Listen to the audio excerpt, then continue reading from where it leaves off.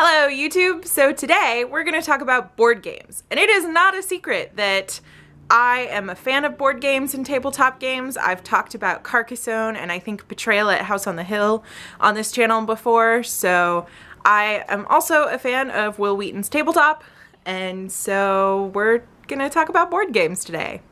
So the place where I live has this super cool thing where a group of local people get together at a donut shop once a week and they play board games. And it's an official thing. It has like a little group website and whatever. And I stumbled upon this website a couple weeks ago and thought that that would be a super fun thing to do.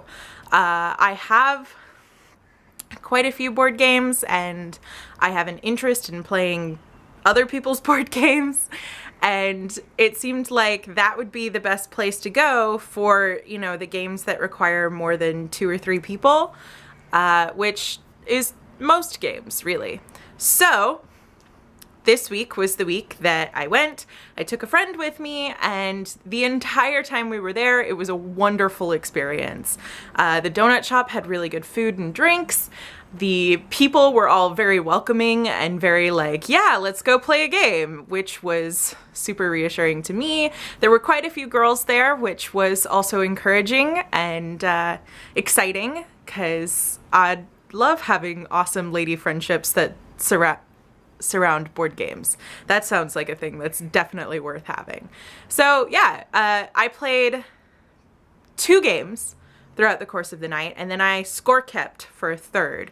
So I played Suro, which has been featured on Tabletop. It's the super cool dragon pathway game where your goal is to stay on the board and not be dead by the end of everyone else's death. So that's what I did. I lost. But I lost with flair, and everyone was super cool about teaching me the mechanics of the game. And I wasn't the only newcomer, because my friend and I were both playing for the first time. So they were really cool about teaching us and showing us the mechanics, and it was a super easy game to pick up. So that was a lot of fun. I had a really great time with that. And then we didn't play test this game at all, which is a card game kind of like Munchkin meets Cards Against Humanity with this weird, I don't know, like chemical X extra ingredient.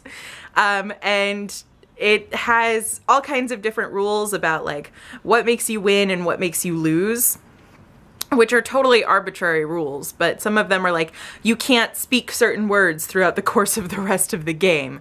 You have to say a certain phrase before you put down a card. And it was really disorienting and kind of just like every game has this ability to be very, very different and over very, very quickly depending upon the number of people playing. And yeah, I messed up pretty epically with some of those. I had trouble with the you can't speak certain words cards. And I was super bummed about that, actually, because I love to write and words are kind of my forte, and I was kicking myself by the end of the night because I couldn't believe that I had messed that up. But it was really disorienting and not really a game that I liked as much, because I kind of like to have a good bearing of what I'm doing and what the goal of the game is, and that is not a game for that, but it is fun to play as long as you're cool with losing and the spectacular ways in which you can lose.